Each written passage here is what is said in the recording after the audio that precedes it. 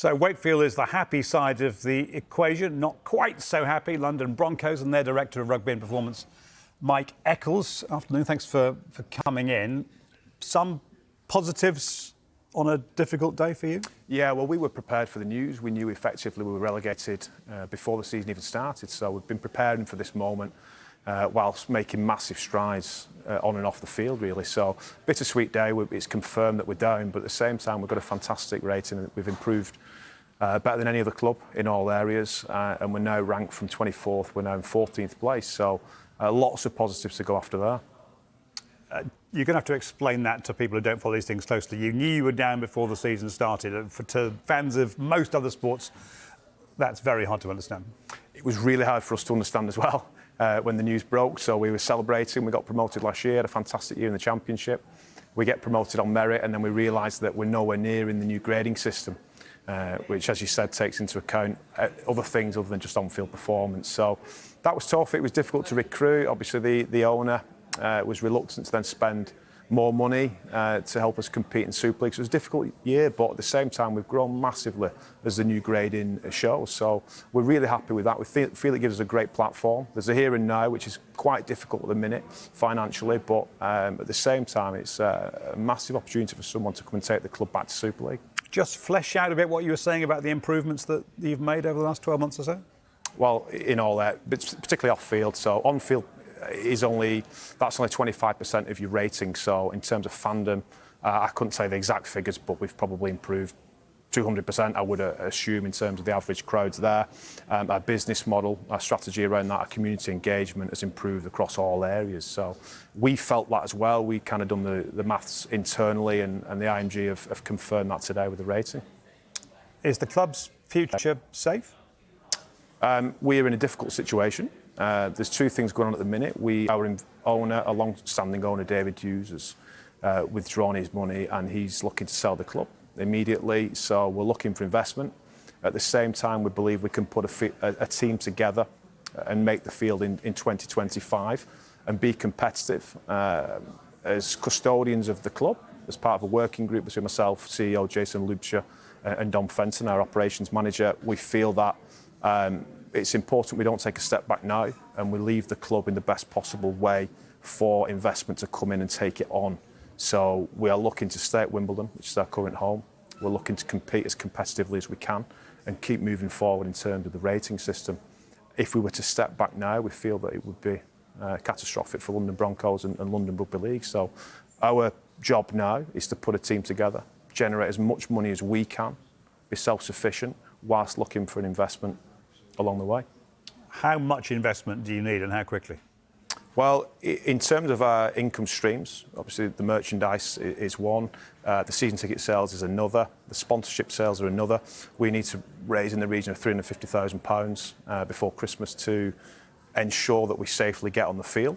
We will be operating next year, 100%, and we want to do that self-sustainably, again, to not incur any debt and make sure we're in the best possible position for investment. So, if I'm a potential investor, why would I be looking to invest in London Broncos? It's a very competitive world out there. Well, I still maintain that we've got the biggest ceiling. You know, we had the biggest rate of improvement this year. I still think we can go again. Whilst that was steady, you know, we've ticked off some easy wins, if you like, but we've still got so much improvement. And I just think that London Broncos is a huge brand within the sport of rugby league. I finally think we've found our home. We've got a fantastic stadium at the Cherry Red Records in Wimbledon. Everybody, home fans and away fans, have had a fantastic experience this year. And why not? I think you've got the opportunity there to take this club back to Super League. And with what's going on in Rugby League now, there's going to be a game in Vegas this year between Warrington and Wigan, which is fantastic. The NRL are over there as well. And London is a global brand of its own, isn't it? So I think Super League needs a strong London. We've always said it. There's no point London just being in there competing, but a strong London Broncos could very quickly be mixing it with the big boys, in my opinion. Have you had interest, if I can put it that way? Little bits. I think this is a big day for the club. Everybody was waiting to see. We made some noises around what we thought our grading would be. which seemed ambitious, but it's been confirmed today that we are in a good spot in terms of the gradings, and we feel that within 12 months, 2 years, we can return to Super League with the right level of investment. There's been some investment conversations, but like I said, people were waiting to see where we actually fell today in terms of the rating, in terms of that table. That's how the grading is worked out with all the various components there, which for people new to this will seem strange. For people who are used to sports where it's all about on-field. On the field. Yeah, and overall, it's really hurt us. So just to be clear here, London Broncos made it up to Super League with over 70% homegrown players in 2023. So expansion has worked, and I think as a game we should be super proud of that. But it's come at a time where we've gone up, we've automatically come down straight away through off-field matters. We've improved those, but not enough to stay in Super League. So there's so much growth in London Rugby League. It's incredible, really. So we're hoping to get the right investment. Like I said, a fantastic opportunity for someone to take this on. How far away are you from having a manageable squad for start next season? Because I presume you, like most clubs, you're going to lose some and you're going to try and gain some. We've lost a lot of players. We're hoping to retain a few as well. We're in negotiations with them right now, but we're in a position right now, the here and now, is we can spend what we will generate. So the money that we do have, we will spend, obviously, and the money that we're forecasted to bring in, we will spend as well. So whilst that will probably be the lowest bit of money that we've ever spent in Championship on the squad, we're still hopeful to be competitive next season.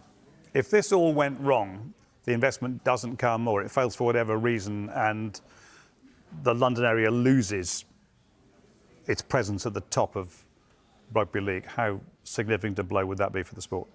It'd be a point of no return, I think, because I think we're in a position now where London Broncos do produce their own players, and it's took us 45 years to get there. We've shown this year that I think there's a different flavour to London in terms of people coming down, really enjoying the day out. To step back now would take you so far back down the IMG ratings. So I think we're poised. We're in a really good position right now. I think it's important for the game that we have a strong London and we have an identity in London for Rugby League. And just in terms of our junior development, we've got a lot of junior clubs in the south, and they need some inspiration to make it professionally, and we are that inspiration. So, you're going to lose that as well, and I just think it would be incredibly sad if we can't capitalise on this as the game right now. And what about you? Are you going to stick around and inspire? Absolutely. I'm here to drive it. That's my ambition. I wouldn't be here if I wasn't. It's so exciting. It's more exciting than anything else in the game, I think. I'm a northerner. I came down, very dubious, and I got the bug, and I'm determined to see it through. Mike Eccles, thanks very much indeed for coming in, and good luck with it all. Thank you.